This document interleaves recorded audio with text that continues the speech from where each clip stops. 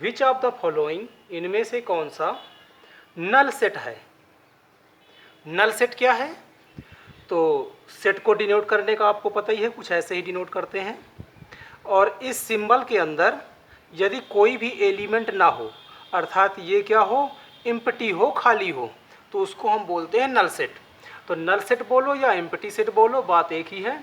तो ऐसा सेट जिसमें एक भी एलिमेंट ना हो, कोई सा भी एलिमेंट यदि उसमें नहीं है, अर्थात इसके अंदर क्या है, कुछ नहीं है, अर्थात इनमें से जो हमारे पास ये दिए हुए हैं स्टेटमेंट, यदि इन स्टेटमेंट्स का आंसर कुछ भी ना आए, मतलब उसका आंसर निकले ही नहीं, आंसर है ही नहीं, तो वो कहलाएगा नल सेट। नल सेट को हम फाई से भी डिनोट करते हैं, तो फाई नल सेट या एम्प्टी सेट। एग्जाम्पल में पहला वाला ही देख लेते हैं। तो set of odd natural number which is divisible by 2। तो ऑड नेचुरल नंबर कौन कौन से होते हैं आपके, 3 होता है, 5 होता है, 7 होता है, 9 होता है, 13 होता है। विच इज डिविजिबल बाई 2, क्या ये 2 से डिविजिबल हैं, पूरी तरह से 2 से डिविजिबल हैं। 2 से डिवाइड करने पे क्या इनका रिमाइंडर 0 आएगा, तो हम देख सकते हैं कि किसी भी नंबर को यदि हम 2 से डिवाइड कर लें तो इसका रिमाइंडर 0 नहीं आ रहा है, अर्थात ये डिविजिबल बाई 2 नहीं है। नहीं है तो इसमें सेट में क्या लिखेंगे, हम कोई सा भी नंबर नहीं लिखेंगे, और जब कोई सा भी नंबर नहीं लिखेंगे तो ये सेट कौन सा कहलाएगा, नल सेट कहलाएगा। तो पहले वाले का आंसर है आपका यस। ये स्टेटमेंट क्या दे रहा है, ये स्टेटमेंट दे रहा है नल सेट को, अर्थात इसके अंदर हमारा कोई भी आंसर नहीं आ रहा है। दूसरा एग्जाम्पल देखते हैं। दूसरा एग्जाम्पल है set of even number which are prime. तो प्राइम नंबर कौन से होते हैं, प्राइम नंबर होता है 2, 3, 5, 7 डैश डैश ई। तो सेट ऑफ इवन नंबर जो कि प्राइम है, तो इसमें से प्राइम, ये तो प्राइम नंबर है, इनमें से इवन कौन सा है, तो इवन हमारा 2 है। 2 क्या है, इवन नंबर। तो यदि इसका हम सेट लिखना चाहें तो इसका सेट होगा 2 होगा। नल सेट कौन सा है, जिसके अंदर कुछ भी ना आए, लेकिन इसमें कुछ आ चुका है, तो ये नल सेट नहीं है। तो हम लिख देंगे कि जो सेकेंड नंबर वाला है वो is not null set. Third पे आते हैं। x is natural number, x less than 5, x greater than 7। तो मान लेते हैं कि ये 5 है और ये 7 है।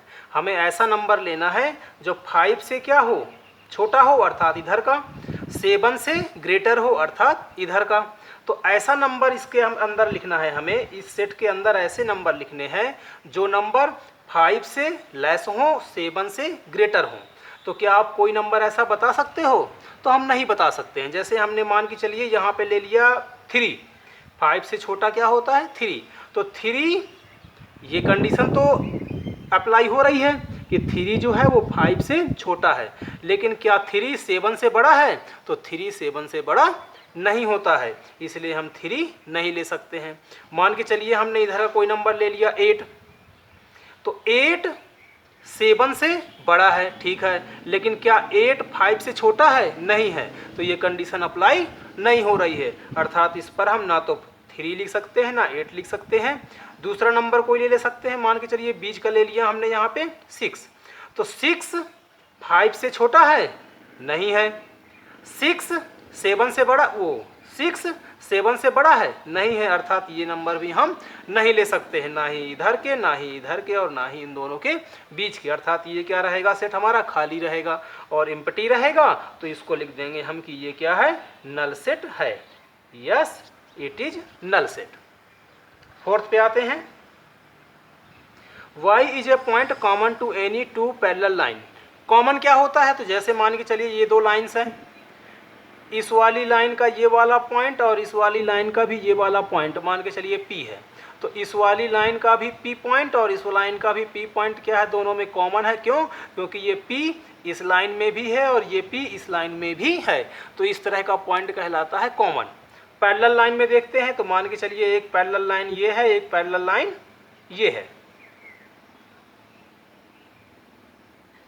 तो हम देख सकते हैं कि जब तक ये पैरेलल लाइन ये लाइन्स ही हैं, जब तक ये लाइन्स कहीं इंटरसेक्ट नहीं करेंगी तब तक कॉमन पॉइंट नहीं मिलेगा। अर्थात यदि हम इस सेट के अंदर कुछ लिखना चाहें तो हम क्या लिखेंगे, कुछ नहीं लिखेंगे। क्यों? क्योंकि ये कहीं पे इंटरसेक्ट कर ही नहीं रही हैं। पैरेलल लाइन कभी भी इंटरसेक्ट नहीं करती हैं, और इंटरसेक्ट नहीं करेंगी तो उन्हें कॉमन पॉइंट नहीं मिलेगा। तो हमें लिखना है कि y is a point common to two parallel line.